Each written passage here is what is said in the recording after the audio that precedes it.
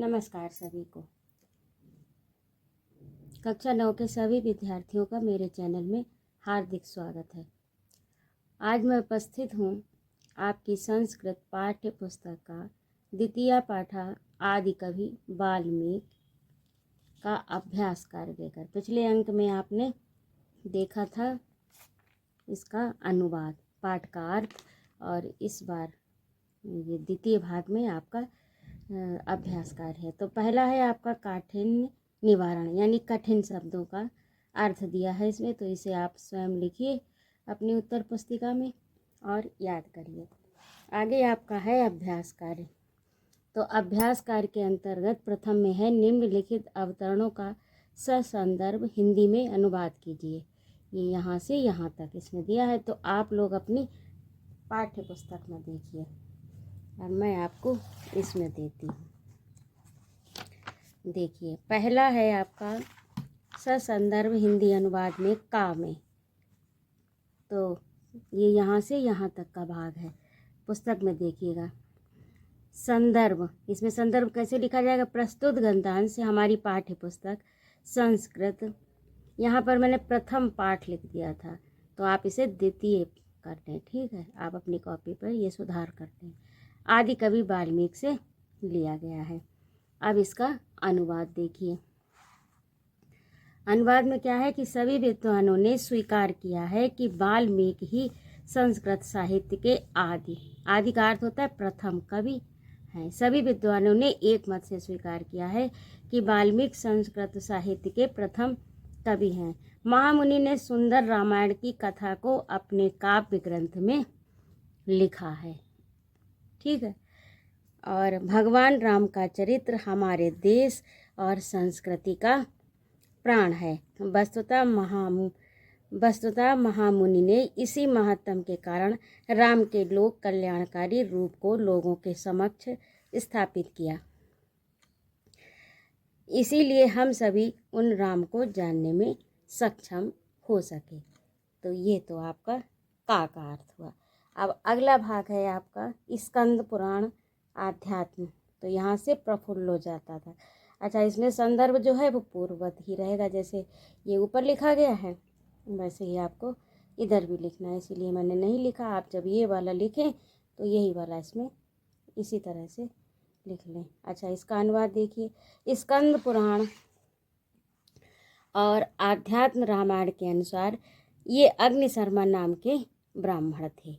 पूर्व कर्म के अनुसार, अर्थात पूर्व जन्म के पाप कर्म के कारण पराये धन को लूटना ही इनका कर्म था। जंगल से निकलने वाले पथिकों का धन लूटना ही इनकी आजीविका का साधन था। लूटने के व्यापार में ये प्राणों के हरण करने में भी संकोच नहीं करते थे। इसी प्रकार हिंसा कर्म में लगे हुए एक बार जंगल के रास्ते में आकुलता से पथिकों की प्रतीक्षा कर रहे थे। उसी समय एक मुनिवर को आते देखा और देखकर ये अत्यंत प्रसन्न हो गए। तो ये आपका खा का अनुवाद हो गया। अब तीसरा है आपका गा के अंतर्गत भी अथय कदा से काम मोहितम तक का गद्यांश लिया गया है। तो देखिए इसका अनुवाद, इसमें भी संदर्भ जो है वो पूर्ववत, यहाँ पर मैंने नहीं लिखा, ये इसी तरह से लिखा जाएगा, कोई भी किसी भी भाग का आप लिखें। तो एक बार महर्षि वाल्मीकि मध्याह्न प्रयाग मंडल के अंतर्गत तमसा नदी के तट पर जा रहे थे और वनों का निरीक्षण करते हुए स्वच्छंद विचरण कर रहे थे। उन्होंने क्रौंच पक्षी के एक जोड़े को देखा। उनमें से एक को किसी व्याध ने पाप का निश्चय करके अपने बाण से मार डाला। बाण से बिंधे और खून से लथपथ पृथ्वी पर गिरे हुए पक्षी को देखकर दूसरा पक्षी करुण रुदन करने लगा। क्रौंच के करुण स्वर को सुनकर मुनि के हृदय में शोक की अग्नि प्रज्वलित हो गई। जब उन्होंने उसको विलाप करते हुए देखा तो उनको भी दुख हुआ। वो इस प्रकार से विलाप दूसरा पक्षी कर रहा था। करुण रस से आप्लावित एक श्लोक छलक गया, अर्थात निकल गया ही। अब उस श्लोक का क्या अर्थ है? हे व्याध, तुमने क्रौंच के जोड़े से एक का वध कर दिया। हे व्याध, तुमने क्रौंच के निरपराध जोड़े से एक का वध कर दिया, जो कि काम से मोहित था, इसीलिए तुम्हें कभी भी शांति नहीं मिलेगी। तो ये जो था इस गद्यांश का अनुवाद हुआ। अब अगला देखिए, सरस्वती से जनुर्भूता तक। संदर्भ में वही पूर्ववत ही आपका रहेगा, जैसा पहले आपने लिखा है मैंने, उसी को आप यहाँ पर लिखिएगा। अनुवाद है, मेरी इच्छा से ही सरस्वती ने तुम्हें प्रवृत्त किया। अब जैसा नारद जी से सुना है वैसा ही भगवान राम के चरित्र का वर्णन करो। मेरे प्रसाद से तुम्हें संपूर्ण राम का चरित्र विदित हो जाएगा। अधिक क्या कहूँ, जब तक पृथ्वी पर पर्वत, नदियाँ, समुद्र हैं, तब तक संसार में ये रामायण कथा प्रचलित रहेगी। उसके बाद विश्राम के लिए वे 2 आश्रमों में रहे। और पहला कौन सा था? एक चित्रकूट और दूसरा कानपुर मंडल के अंतर्गत ब्रह्मावर्तांत, और जो कि वर्तमान समय में बिठूर है। यहाँ लवकुश का जन्म हुआ था। तो इस प्रकार से ये आपका गद्यांश के चारों भाग का अनुवाद पूर्ण हुआ। अब अगला है आपका प्रश्नोत्तर। तो पहला है, आदि कवि के नाम से कौन प्रसिद्ध है? तो आदि कवि के नाम से वाल्मीकि प्रसिद्ध है। ये है तो वैसे बहुत ही सरल, आप स्वयं भी कर सकते हैं, लेकिन मैंने आपकी सुविधा के लिए इनको लिख दिया है। वाल्मीकि किस नदी के तट पर भ्रमण कर रहे थे? तो वाल्मीकि तमसा नदी के तट पर भ्रमण कर रहे थे। वाल्मीकि का प्रारंभिक नाम क्या था? वाल्मीकि का प्रारंभिक नाम अग्निशर्मा था। प्राचेतस किसका नाम है? प्राचेतस वाल्मीकि का नाम था। रामायण के रचयिता कौन थे? रामायण के रचयिता महर्षि वाल्मीकि थे। व्याध ने किस पक्षी को मारा? तो व्याध ने क्रौंच पक्षी को मारा था। इस तरह से ये आपके पूरे हुए।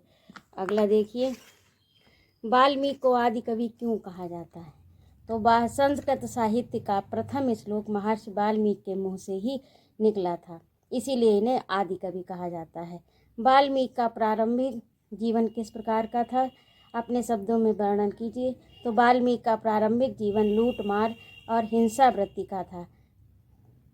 वे जंगल के मार्ग से गुजरने वाले पथिकों को लूटते थे और उनके प्राण लेने में भी संकोच नहीं करते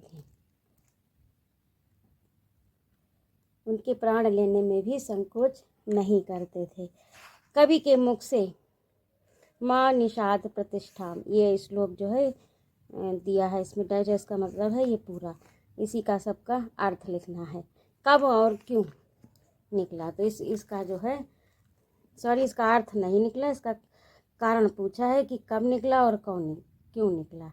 जब क्रौंच के जोड़े में से एक पक्षी को व्याध ने मार दिया और दूसरा करुण विलाप करने लगा, उसी समय कवि के मुख से ये श्लोक निकला।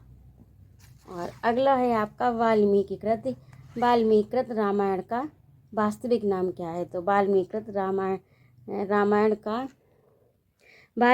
राम कथा का वास्तविक नाम वाल्मीकि रामायण। तो इस प्रकार से ये आपके ये 2 अभ्यासकार हुए, अनुवाद और प्रश्नोत्तर।